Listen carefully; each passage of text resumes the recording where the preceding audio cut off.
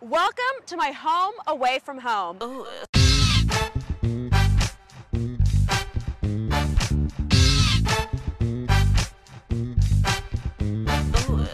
Hi, I'm Mia Saini, host of MBA Pod TV. I'm standing in front of Baker Library here at Harvard Business School. Now, most of you know I'm a second-year MBA student, and today I share with you what makes this place so unique. Join me as I take you behind the scenes as I interview my friends who share with you their tips and their strategies in securing their candidacy. In addition, I interview Jeremy Scheinwald, the founder and president of MBA Mission. His company has worked with many candidates across the world. So join us as we show you how to get into Harvard Business School. If there are two words that are maybe synonymous with HBS, they're the case method and general management. And I think that general management is an approach to learning that says that all business problems are interconnected. You can't have something that's exclusively a finance problem or exclusively a marketing problem. You know, all aspects of a business problem affect all different aspects of a business. And so you know, I think that HBS has modeled itself as a general management school. But that said, in the last couple of years, almost about 50% of all students have gone to the finance field, and I think about 25% have gone to consulting. And so, you know, while the general management philosophy underpinning the education and maybe underpinning the decisions of those in those fields, overwhelmingly students are gravitating towards a few narrow professions. Now, as Jeremy mentioned, having a general management degree doesn't prevent you from entering a specialized concentration upon graduation. Harvard's emphasis is on general management. In the first year, everyone takes required courses, and in the second year, all electives. Now, this differs from other MBA programs in that you don't have to specialize in one specific field. We spoke to Hilary Kaplan-Samorjai, HBS class of 1996 and Harvard Business School admissions board member. She told us why Harvard places such an emphasis on the general management program. At HBS, we offer the general management degree because we feel that it gives students the most flexibility in their career. We're looking long term, and we think the general management degree will allow you to do what you want when you want it in your long career. Now, we hear a lot about the right fit for a school, and it's true. Identifying which school is the right fit for you is extremely important. HBS cares a lot about making sure that each student that comes to campus is the right fit for this university. One of the most important things, one of my kind of friends and also you know, a guy that I look to for a lot of advice, he helped me talk to a lot of people. He'd gone to HBS, talked to a lot of people from HBS, and then I did that at some of the other schools I was looking at. And you know, through talking to people, you just get a sense of what their experience was like. And while any one individual experience isn't representative of the whole school, when you get a few of those, you try to put yourself into the position and figure out if that's something you're looking for out of an MBA. I'm one of those crazy people who applies to business school out of college. So I actually didn't know what an MBA was until I was a junior in college. I was volunteering at a nonprofit, and the executive director said, "You seem really business-minded. You might want to think about business school." And I literally sat down on my break and Googled, "What is an MBA?" And I saw, Harvard Business School popped up, and it said, "Do you want to change the world? Are you a leader? Do you want to affect people?" And I was like, "Yes, I want to do all those things." When I came to HBS, there was just something about the people that really compelled me to be here. They were fascinating people. They had such interesting stories. They had so much to share, and they were all learning from each other and having these incredibly dynamic conversations, and I just so wanted to be a part of it. Now, one of the main reasons I chose to come to Harvard Business School is the CASE method. I find the CASE method to be a very effective way in teaching general management. I enjoy walking into a classroom and thinking about the operational, financial, accounting, and ethical decisions facing the protagonist. I think that anyone who's applying to Harvard should really make sure that they know what the CASE method is, because it's taught in virtually every class all the time. And you're learning through the actions of a protagonist in essentially a story about a business problem.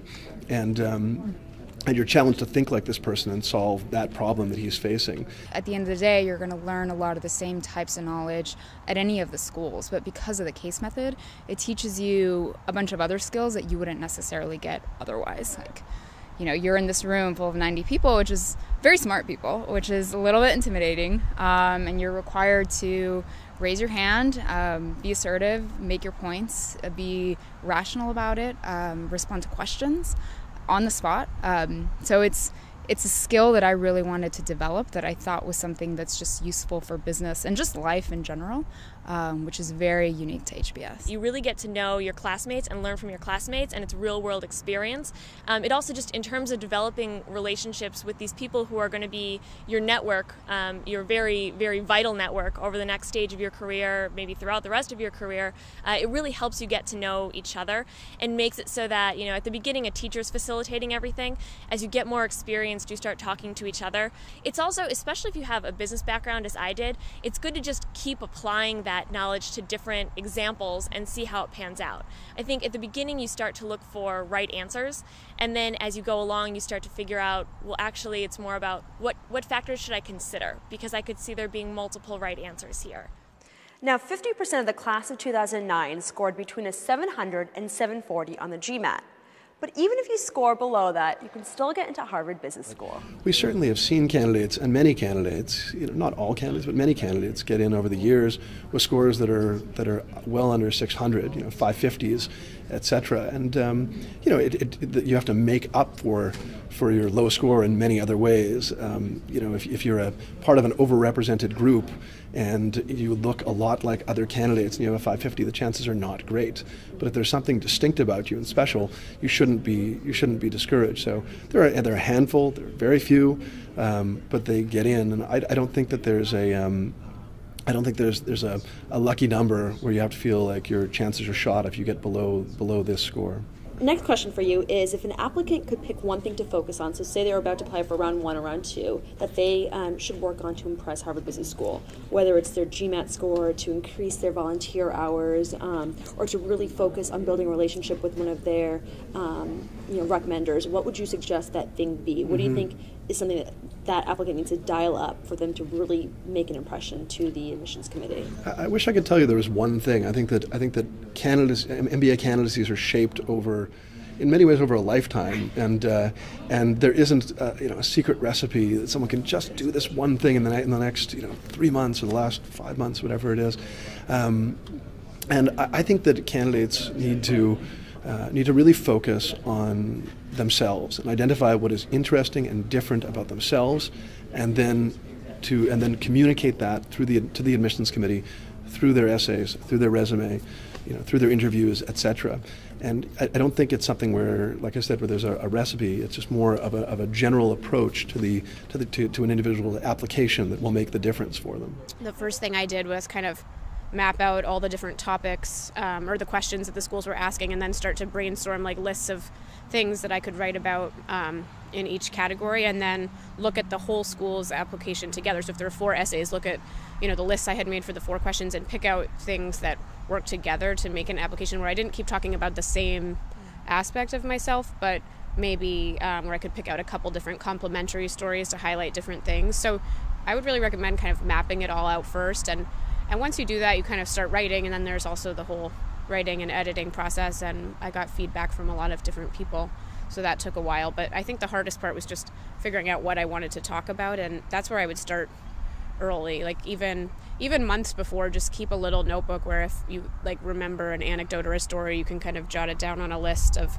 something that might be good. Make a grid of everything that the school considers important going across the top, and all of the parts of your application going down the side, and make sure that at some point or another in your application, whether it's recommendation 1, 2, or 3, or your GMAT score, or your GPA, or something like that, one of your essays, that you've checked off everything that the school considers to be important, so that you can really show them that in every way possible you're a perfect fit, you have everything that they're looking for, and why you're a perfect fit for each other. Harvard doesn't ask you, at least in its current application and its past few, it doesn't really ask you why Harvard. And I think they know that many people are quite excited about the opportunity to go to Harvard and graduate from Harvard, and I think that they're more looking for characteristics in you. I don't think you need to pander to the school and tell them how great they are in order to get in. I think you, again, really just need to stick with what makes you different and special, and that will hopefully carry the day for you. Now, I know it can seem daunting to you at this point in the application process, but if you set your mind to it, map it out, and commit to the heavy lifting now, we hope to see you here on campus this time next year as a new admit. Well, that's it for this edition of MBA Pod TV. I'm your host, Mia Saini. Join us on MBApodcaster.com as well as on Facebook. And of course, you can follow us on Twitter to get all the insights you need to getting into your top business school.